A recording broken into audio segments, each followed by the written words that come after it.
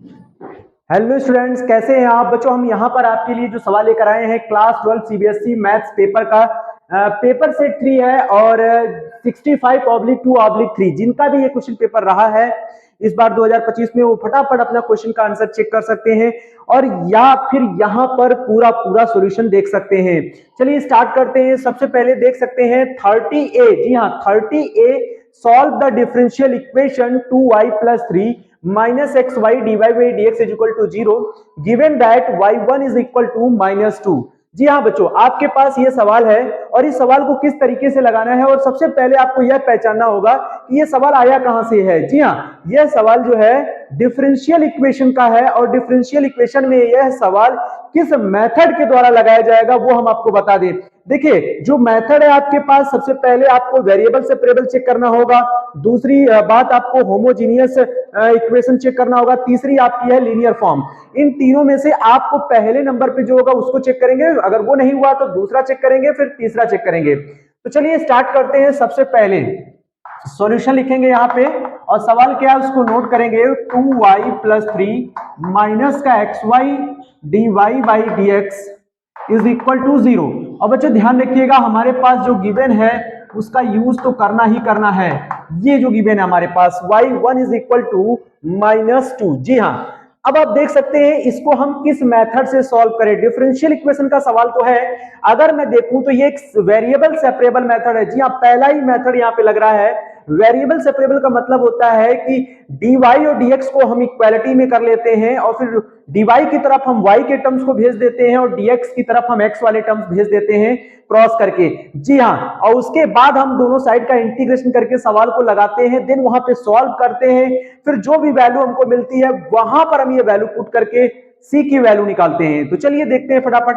तो सबसे पहले हम क्या करेंगे, -xy और dy बाई dx को बच्चों हम यहीं पर रखेंगे इज इक्वल टू, ये वाली वैल्यू राइट में शिफ्ट होगी तो इंटू कर लीजिए, उधर भेज दीजिए, या फिर आगे माइनस लगा लीजिए, -2y + 3।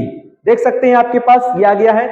अब हम यहां देख सकते हैं ये हमारा y का टर्म है, इसमें x कहीं नहीं है बच्चों, तो इसका मतलब है कि ये जो y वाला टर्म है वो तो dy की तरफ जाना चाहिए।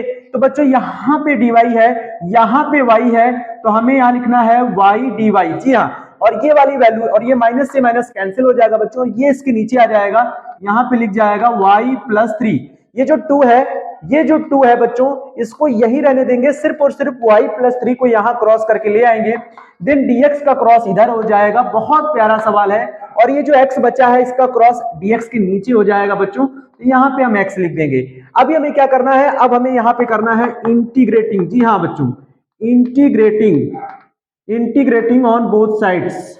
बस आप एक छोटा सा काम यहाँ पे अगर कर लेंगे तो आपका सवाल हो जाएगा। तो चलिए इंटीग्रेटिंग का साइन लगाइए, y/y + 3 लिखेंगे, यहाँ dy हो जाएगा।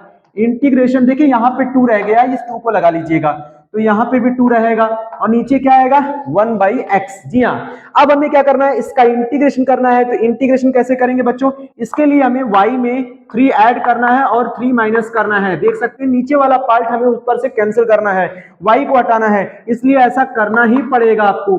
तो यहाँ पे आप dy लिख दीजिए और यहाँ पे as it is 1/x dx लिख दीजिए। अब हम यहाँ पे सवाल लगाते हैं बच्चों। अब हमें क्या करना है, y + 3 को इसके अपॉन अलग कर देना है, -3 को इसके अपॉन अलग कर देना है और इंटीग्रेशन dy का आपस में इंटू कर देना है। तो चलिए स्टार्ट करते हैं। y + 3, यहाँ लिखिए y + 3 अपॉन y + 3 dy हो जाएगा, -3 यहाँ पे लगाइए और लिखिए 1/y + 3 dy हो जाएगा। और इधर राइट में क्या है, 2 इंटीग्रेशन 1/x dx हो जाएगा। ये तो बच्चों कैंसिल हो जाएगा, यहाँ बचेगा 1 और 1 का इंटीग्रेशन y के रिस्पेक्ट में है तो यहाँ बोलेंगे y। जी हाँ, 1 का इंटीग्रेशन y हो जाएगा, -3 और 1/y + 3। आप देख सकते हैं y एक क्या है, लीनियर है, तो लीनियर में हमारा 1/x आता है, 1/x का इंटीग्रेशन log x होता है, तो इसका क्या हो जाएगा, log x की जगह y है और +3 है। इसके बाद आपको क्या करना है, इक्वल लगाना है, 2 लिखना है, 1/x का इंटीग्रेशन log x हो जाएगा बच्चों, और एक कांस्टेंट ऐड कर देना है +c।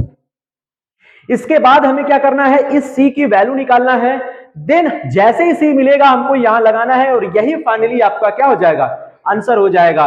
तो सबसे पहले हमें दिया क्या है, हमें दिया है y1 इज इक्वल टू -2। इसका मतलब होता है बच्चों कि भैया x की वैल्यू है ये x की वैल्यू 1 हो गई तो y की वैल्यू कितनी हो जाएगी, -2। ये हमको यहाँ पे पुट कर देना है, जी हाँ, फर्स्ट इक्वेशन में पुट कर देना है।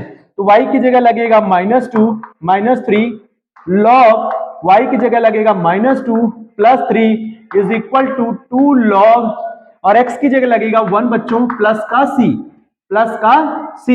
अब देख सकते हैं -2 लिखा रहेगा, -3 यहां बचेगा log 1, जी हाँ 3 - 2 1 बचेगा, और log 1 की वैल्यू बच्चों 0 हो जाती है, इज इक्वल टू 2, और यहां पे भी log 1 0 हो जाएगा प्लस c। यानी कहने का मतलब बच्चों c की वैल्यू आएगी -2। क्या आएगी, आप देख सकते हैं यहाँ पे c बचेगा, यहाँ ये 0 है तो -2 बचेगा, यानी c की वैल्यू -2 हो गई। और इसकी वैल्यू को हम फर्स्ट में पुट कर देंगे, तो यहां लिखेंगे फ्रॉम फर्स्ट से ही हमारा आंसर मिलने वाला है। तो y -3 log y + 3 is equal to, इस 2 को हम चाहे तो यहाँ पावर में लिख सकते हैं बच्चों, यहाँ हो जाएगा log x² प्लस c की वैल्यू कितनी है, -2। अब हम यहाँ पे छोड़ देंगे तो ये आपका क्या हो जाएगा, आंसर हो जाएगा। ये आपका फाइनली जो है, इस तरीके से ये सवाल आपको लगाना था बच्चों। देख सकते हैं आपके सामने ये आंसर आ चुका है। फिलहाल हम आगे इसी तरह के क्वेश्चंस आपके लिए लेकर आते रहेंगे, फटाफट हमारे साथ ज्वाइन हो जाइएगा। धन्यवाद।